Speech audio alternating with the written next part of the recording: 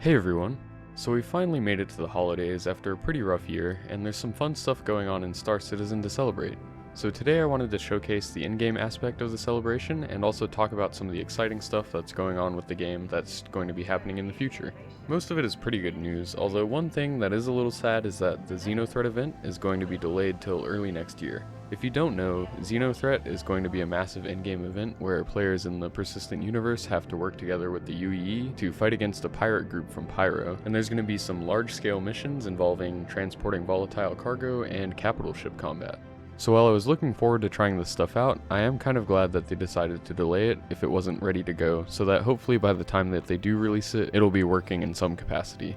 Because of this event, and also because I want to interact with the community some more, I'm working on setting up a Discord server. It looks like there's finally going to be a reason to do some multi-crew gameplay in the verse, and I'd love to take on some pirates with some of you guys. So I'm not quite done with the server yet, but I'll have it up soon, and feel free to let me know in the comments what sort of features you'd like to see.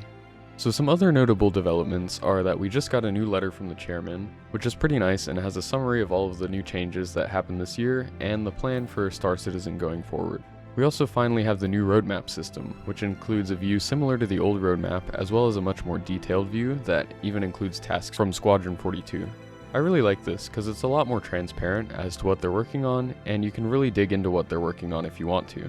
It doesn't go into too much of the specifics on exactly what they're working on, especially in the case of the Squadron 42 stuff, just to avoid spoilers, but it's nice to see all of the systems and content for the game coming along. Also, 3.13 is on the roadmap now, and it includes some really exciting stuff, like the C2 and M2 Hercules, as well as iCache even, which I was surprised to see. Also, the Connie Snub is supposed to be working in 3.13, so 2021 could be the year of the Constellation, with its recent hull HP buffs, maneuvering buffs, and hopefully we get the new shield tech to patch its holes and really round out the improvements to the ship. If it didn't have the flaws that it does now, it would be a really good ship, and I hope to see it shine, and 2021 might be the time for that. Also, ship-to-station docking is planned to be implemented as well, which will hopefully allow for some bigger ships to be added into the game, and allow those ships to be able to refuel and stop at a much larger variety of stations than they can right now. Also, this should hopefully allow for the MISC hull series of ships to be added as well, which could really change up trade in the verse. So we definitely have some stuff to look forward to in the new year, and just in general, I think we're all hoping for a better year in 2021.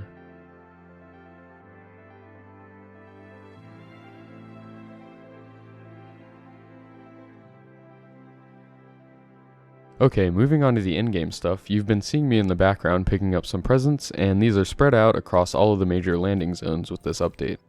I decided to check out New Babbage here because I love the atmosphere and the design style, but you should be able to find just as many presents at ArcCorp and Lorville. Now these presents are really found all over, so there's not any specific place that you have to go to find them, and I've really been enjoying walking around all of the landing zones to pick them up. There's a lot of detail in these environments, but unfortunately there's usually not much reason to hang around in these areas, besides running in and out to sell your cargo. So it's nice to have this sort of Easter egg hunt type of thing to have an excuse to spend some time checking them out. If you are doing this, you will want to have a decent sized personal inventory, so I was just using the rucksack here, and I think you can fit around 50 or so presents in it, so that should be good enough as long as you sell them moderately frequently, but if you really want that maximum capacity, you can use the Novikov or Pembroke armor.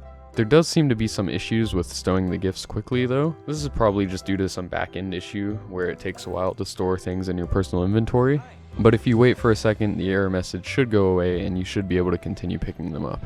Also, I was planning to do this video earlier, but there was a big issue with this whole event, in that you couldn't actually sell any of the presents, which is the whole point of the event. This was a much more widespread issue too, because it affected both trading and refinery cargo as well, but the patch that came out today seems to have resolved the issue for gifts at least, but I think there still might be a few issues when selling cargo, unfortunately. Also, not all the terminals seem to accept these, so at New Babbage here I wasn't able to sell at the main trade terminals in the large room.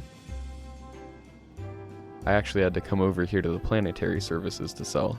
But when you are able to sell these gifts, there's actually quite a decent reward for them. They sell for 1,000 Alpha UEC each, which is a nice little reward for just collecting a few presents. So overall, now that it's working and you can actually sell these gifts, it's a fun little event to walk around the landing zones and you can actually make a decent amount of credits doing it.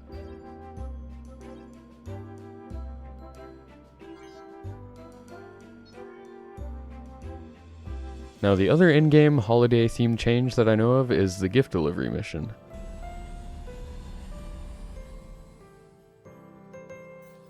This one is pretty much just a normal delivery mission, but instead of carrying normal cargo crates, you carry some large presents. Also, for some reason it shows up in the personal tab, but I think you should be able to accept it even if you're a pretty lawful player. I was still seeing it show up in my available missions even after doing a ton of bounty hunting, so it doesn't seem like a normal personal mission that would go away if you have too much lawful reputation. And I also don't think it's like the other personal missions where you'd get in trouble if you got scanned by security and they found out that you had presents. It would be kind of funny if that were the case though.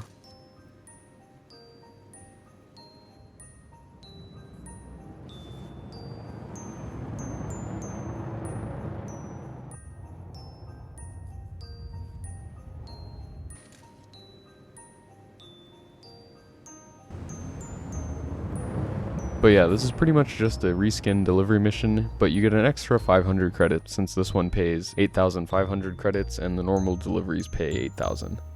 I still think this is a little low for both types because you do have to fly to 4 different locations in total, and I was kind of hoping that these would get a slight bump in payout because they had mentioned rebalancing mission payouts with this most recent patch today, but I guess they think that it's fine the way it is.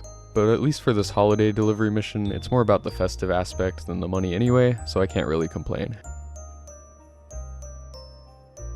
So overall, 2020 has definitely been a rough year for everyone, but it seems to be wrapping up on a positive note. 2021 is shaping up to be a real fun year for Star Citizen, with Xenothreat events coming soon, and if they can actually get iCache in 3.13, that'll be a massive change for the game. So yeah, get subscribed and be on the lookout for when I finish setting up the Discord server, because I'm excited to interact with all of you more and hopefully group up and take out some Idrises. But anyway, this will probably be the last video I post before Christmas, so Merry Christmas to all of you who celebrate it, and Happy Holidays to everyone else. Thanks for watching!